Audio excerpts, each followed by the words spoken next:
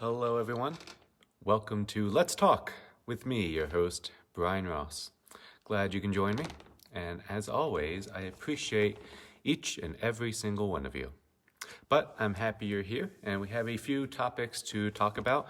One of the things that one of the commenters on YouTube has suggested was do more about Yang, do more of his appearances, and cover all of his interviews. So I'm fine with that. I'm not going to cover every single appearance because a lot of that is sort of the same stuff over and over, and it becomes repetitive. But if something new happens or something novel happens, something that again no one else is talking about, that's the type of stuff I like to talk about. But before I get started, last episode I had asked the audience, the Periscopers and the YouTubers, if anyone had any idea on an easy way to do video overlays. So if there was some type of way that I could show you a video live at the same time I'm watching it, if I could do these three things, it would be fantastic. If I could do a live video broadcast, number one. Number two, chat with the audience live. So I'm getting, people who, feedback back and forth. And then three, that video overlay. If I could do those three things, that would take this show to the whole next level. But I don't really know of an easy way to do that. I've done a little bit of searching around, but it feels like one of those things that someone who knows how to do it could tell me how to do it in like 30 seconds to a minute. Whereas if I try and figure it out all by myself, then it can take much, much longer. So I'm sure there's at least one of you out there who knows exactly what to do and how to do it. And if that's you, then leave a YouTube comment or send me an email. I think that's in my YouTube description. Or hit me up on Twitter at ReadyBrianRoss, and we can get moving and shaking, moving and grooving. But anyway, the first thing that I wanted to talk about, and some of my viewers may be curious as to why I did a video that wasn't anything to do with Andrew Yang. And the video was why Instagram and Snapchat and other forms of social media are bad for society, and just a little bit of feedback on that. Obviously, you can use, I've been told you can use Instagram in a educational way. I wasn't aware of that. I don't use Instagram too much. But the main point about that is curating your social media. If you curate it to be a positive thing, to be educational, to be something that is beneficial, then that can be a very positive thing. But if you're using social media sort of the way that it's designed and the way that it was intended to be used, which is following your friends and giving them updates on your life, then that can actually harm your mental health. And I talked about why in the last video. And people were wondering why I did that video. Well, it's because this show is not the Andrew Yang show. It is it's more of what is important that people aren't talking about. And I like to cover things and talk about things that are going to be important, that are going to be talked about much more in the future, that just no one seems to be paying any attention to. And social media, some people have talked about that. But I don't know if this is a good thing or a bad thing, but literally the day after I make the video why social media is bad for society, Andrew Yang on Morning Joe makes the exact same point. So I beat him by one day.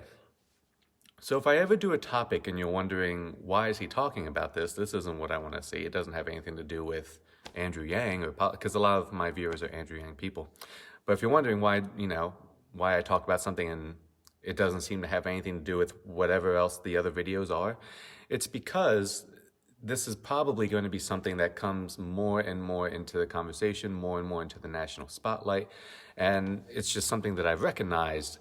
And I have a pretty good track record when it comes to predicting that something is going to get very popular very quickly. So whether it be music or ideas or bands or politicians, whatever, for some reason it's just something that I'm good at. And so I like to talk about it, and I like to have it on the record that I called it first before everyone. Obviously not everything, but if you're wondering why I was talking about it, it's because it's very, very important, and I would suspect that we're going to be hearing more and more people talk about it.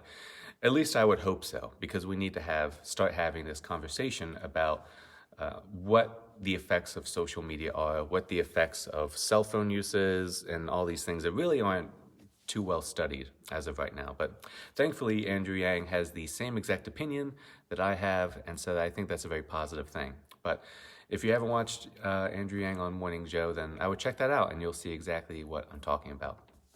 And that was sort of the big takeaway from me for the Morning Joe show. The other thing is, and we'll see this kind of be a recurring thing with, whether it's Morning Joe or 538 or not so much Freakonomics, but, all the media appearances that he's doing, he's being treated not poorly, but it seems like people don't quite get the gravity of what's going on here. So the traditional political news coverage is treating Andrew Yang, excuse me, rock star, because I'm a rock star. But they're treating Andrew Yang like a non-traditional candidate that sort of has no chance of winning, right? That's sort of the attitude of the traditional press media. And I understand why they have that completely. And, in most circumstances and historically, that is probably the case. But I don't think they quite understand just how big that this phenomena is going to get. Because if you're following me in the show, you know that I've predicted that Andrew Yang is going to be winning the Democratic primary nomination. At least if nothing else changes, if the current trajectory goes the way it's supposed to be going, not the way it's supposed to, but the way it is going. And, we're going to see a lot of collective cognitive dissonance, collective media confusion on why they didn't call this sooner and why traditional candidates aren't working. And if you watch my video on politicians versus entrepreneurs, you'll see some of my theories as to why entrepreneurs are doing a lot better, at least recently, when it comes to political races. And that's probably going to be a trend that keeps happening. I think we're at the beginning of this trend, not the end. If you thought Donald Trump was the last of his kind, he's really the first. Andrew Yang is one of the first of his kind. We'll probably have, double, triple, quadruple the amount of entrepreneurs running in politics if they see Andrew Yang do well. Because Trump is one thing. He's kind of a one-of-a-kind phenomena, and he could easily be a one-off. But if Andrew Yang does well, all the other entrepreneurs are going to be thinking, well, if he can do it, why don't I try it? And maybe not for national politics, but maybe a lot of governors, a lot of Congress people. You might be seeing a lot more entrepreneurial candidates. Maybe Sam Altman for governor of California or Naval Ravikant, but who knows? We'll see what happens with that. But it's interesting to see the media react in a way that is sort of the same way that they reacted to Trump, which is misunderstanding. They don't get it. They don't get what's going on. And I don't know if it's because they have a rather insular environment where they're talking sort of to each other all of the time. But you get the sense that these people who get paid to go on TV and give their opinions, you wonder why they're so wrong all the time when it comes to these types of candidates and these type of politicians and other things as well. They're paid for their opinions, and their opinions and their predictions aren't that good. So I wonder what that is all about. But anyway, so the 538 podcast was talking about Andrew Yang. Andrew Yang wasn't on it. But one of the things that they talked about was the prediction markets. So if you're following the campaigns, then you may have heard of PredictIt. PredictIt is a prediction market, meaning that you can go on there and buy a yes or a no, on this binary option. So you can predict something will happen or won't happen. And if you predict something will happen, you can win some money. So if you predict that, Donald Trump will become president and you bought it at 40 cents a share, and then he actually becomes president, then you can cash out at $1. So it caps out at $1. So you buy it for 40 cents and then you cash out for $1. So more than double your money there. So the prediction markets are a way that you can bet money on things that will happen in the future. There's probably an easier way to explain that, but, you can bet money on predictions, political predictions especially. And if you've been following that, then you know that Andrew Yang's price has been going way up. So the bettors are liking Andrew Yang's chances. I think he's fifth out of all the candidates as far as price. Not that it's, his is the fifth most expensive, so he's in fifth place, if that makes sense. And what does this mean? Why are his election betting odds way higher than his polling numbers? Well, the reason probably has something to do with that it's a market. And it seems, analogies are almost always bad. And this is going to be a bad analogy. But it seems similar to me as Bitcoin in, not last year, the year before last, where the Bitcoin price in that November, if you own Bitcoin, you know exactly what I'm talking about. But when the price was going up and up and up and up and up, and then January and February happened and it just went straight back down like a rock.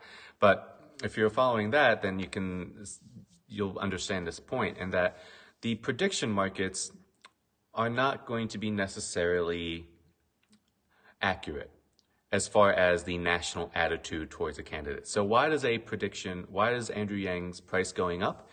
Well, because it's a market, you can buy and sell your shares at will. So I don't have to buy a yes share so I don't need to buy something that says Andrew Yang is going to win the nomination. I don't need to buy that and actually believe he's going to win. I can buy that share only if I think that likelihood is going to go up. And not even the likelihood, but if I have a belief that everyone else believes the likelihood is going to go up. So if I buy it at 8 cents a share, I don't need to believe that he's going to win to cash out at $1. I just need to believe that it's going to look more likely to other people. So I can double my money at 16 cents a share. So that's sort of the magic of prediction markets. Now, if you weren't able to sell your share, then it would be a different story. But because you can buy and sell your shares at will on these prediction markets, in that scenario, you don't actually have to have any sort of belief or prediction about the future. More, you just need a belief about what everyone else is going to think about the future. So that has something to do with the price. And on Freakonomics, they talked about, sort of the demographics of prediction markets. Most of the people who are on PredictIt are people like me. They're white males who are in their 20s, and, Yang is apparently appealing to that demographic. And so that might have something to do with it too. I don't really care for that explanation. But maybe, it makes sense to me, whatever. But I thought that I would just put that out there. Why Andrew Yang is doing so much better in prediction markets than he is in other traditional polling methods. So that's the reason. It's because it's a market, and markets aren't polls. They operate under a completely different set of rules, a completely different set of assumptions that have nothing to do with whether you think something is going to happen or not, especially prediction market. So, Andrew Yang was on the next show, and the next show was Freakonomics. If you know about Freakonomics, then you know about Malcolm Gladwell, and you know that I talk about, some of the stories in his books and some of the concepts that he talks about. I'm a fan of Malcolm Gladwell. I know he can be a little bit of a controversial figure, but in general, I like people who like to challenge the status quo. And so having Andrew Yang on the Freakonomics podcast seemed to be a natural fit. And it was relatively the same type of interview that we would expect, the same type of interview that he's given to other people, except for one in particular factoid that came out towards the very beginning. And it was one that when I heard it, my ears perked up. I was like, oh, well, that's interesting. I didn't know about this. And the factoid is, and this is going to seem insignificant to you when I say it, but trust me, it's significant. The factoid is, Andrew Yang sold knives. He sold knives. I forget the company, but the cutlery, the Costco, what's it called? The things where you go door to door and you sell knives. And it's kind of a scam. And, it's something you get roped into when you're young. But it's interesting that he has the skill set of a door-to-door salesman. Because a door-to-door salesman, and really any type of salesman, whether it's a car salesman or, anyone that has to interact with people and try to sell them something all day for a living, that type of person has a unique set of skills persuasively that other candidates are not going to have. And that makes sense as to why he uses so much visual persuasion. I don't know if that's the direct link, but it certainly makes sense to me. Because when you're doing door-to-door sales and when you're doing this type of salesman routine, you start to learn a lot about influence and persuasion. What makes people listen, what makes people perk up, and you can learn some of the principles of persuasion and influence by doing these door-to-door sales. One of the things that he talks about is, and it was really interesting because when you get into these industries and you learn about their sales tricks and sales tactics, it's really kind of fascinating. But the one thing he was talking about was, well, it's not a sharp knife that's dangerous. It's the dull knife that's dangerous, because then you start to really put some muscle into it, and that's when accidents happen. And I loved that, because that's creating this clear contrast of, oh, yeah, well, I guess a sharp knife is safer. And you've never heard of, and you never heard of it framed that way and put in that type of context and that type of framing, that, oh, a sharp knife is safer. And it's interesting because you can lead people along the path that way. And you know, the obvious thing to do would be, well, just sharpen your knives, the ones you already have. But no, these knives are special. These ones don't dull or whatever. But anyway, it was just interesting to me that he had the tool and the toolkit and skill set of a door-to-door salesman. And so it makes sense, because he's not making the same sorts of arguments that lawyers make. And, you know, lawyers do have some sort of persuasive skill set, but it's a different type of thing. When lawyers are trying to convince someone, they're trying to convince either a judge or they're trying to convince a jury, and they have a lot of time to set up a case. Whereas a door-to-door salesman, you gotta make it snappy. You gotta be quick. You gotta do it within, 15 seconds is the elevator pitch, or 30 seconds if you're lucky. And that's the type of digestible, bite-sized nugget type of persuasion that is so effective in a campaign. Because if you have an hour to lay out your case, not too many people have the attention span for that. You have to be really, really good. You have to be putting on a show. Like, Donald Trump is one of the only politicians who can do this, who can put on a show that people are going to watch for a long time. Like, they can sit there and watch an hour and a half of Donald Trump just talking. No bands, no music, no video overlays, no nothing, just him talking. And that's a special type of skill. And so when Andrew Yang starts to do these big rallies, I wonder if he's going to be able to have the same type of effect. Because it's the same skill set, the same way that you can get people engaged and then you re-engage them over time. It's these types of skills that are going to be so necessary, especially in big rallies and especially in big media appearances like Morning Joe, because you don't have much time on Morning Joe. You don't have much time on Aaron Burnett or Fox or Tucker Carlson or, whatever.